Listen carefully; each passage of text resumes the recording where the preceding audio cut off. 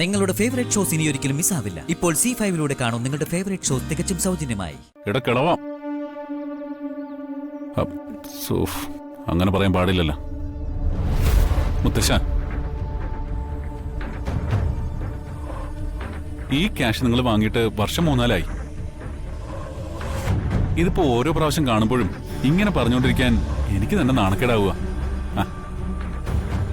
ശരി, അത് വിട്.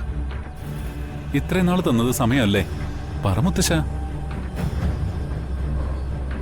മോനെ, ഞങ്ങള് പറയുന്നത് എന്താന്ന് വെച്ചാ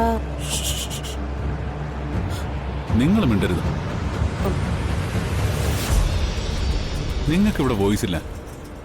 ഇവിടെ എന്തൊക്കെ സംഭവിച്ചാലും മിണ്ടാതെ നോക്കി നിന്നാ മതി, മനസ്സിലായ? സമയം കളയല്ലേ, പെട്ടെന്നാവട്ടെ. എടുത്തോണ്ട് വാ.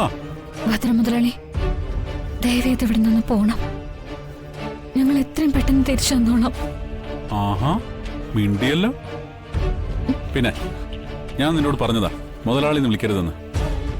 ഭദ്രേട്ടൻ അങ്ങനെ വിളിച്ചാ മതി. അപ്പൊ എങ്ങനാ, ക്യാഷിന്റെ കാര്യത്തിൽ തീരുമാനമൊന്നുമില്ലല്ലേ?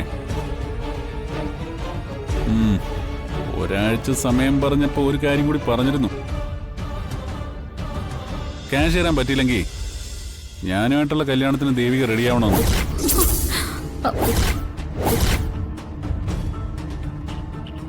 റെഡിയാണല്ലോ അല്ലേ? ഇന്നിപ്പോ അതിന്റെ ഒരു സ്റ്റാർട്ടിംഗ് സ്റ്റേജാ. വളയിടിയിൽ ചടങ്ങ്.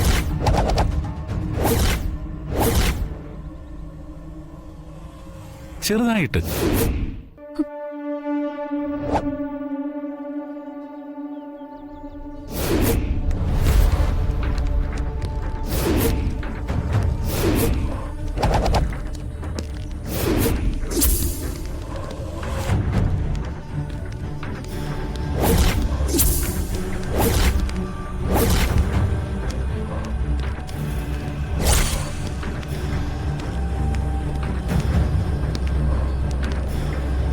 എന്തായി പറഞ്ഞോ?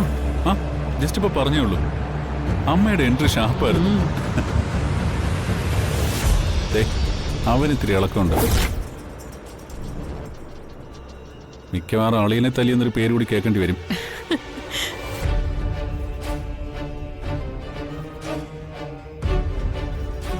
അത് നമുക്ക് പിന്നെ നോക്കാം. ആദ്യം വന്ന കാര്യം നടക്കട്ടെ. അല്ല, എന്താ നാരായണ നായരെ ഇത്? വീട്ടിലേക്ക് വന്നവരെ അകത്തേക്ക് ക്ഷണിക്കാനുള്ള മര്യാദ പോലും ഇല്ലല്ലോ നിങ്ങൾക്ക്.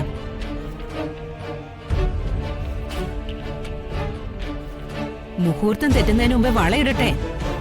ഇല്ല, ഞാനത് സമ്മതിക്കില്ല.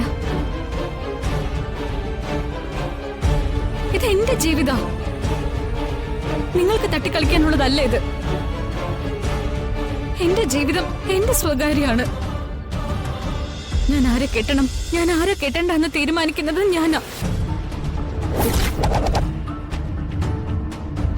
നിങ്ങൾക്ക് ക്യാഷ് തരാനുണ്ടെന്ന് പറഞ്ഞ് ഞാൻ ഈ ഗുണ്ടയെ കെട്ടി ജീവിതകാലം മുഴുവൻ നരകിക്കണോ? ഞാനൊരു പെണ്ണ, എനിക്കുണ്ടൊരു മനസ്സ്.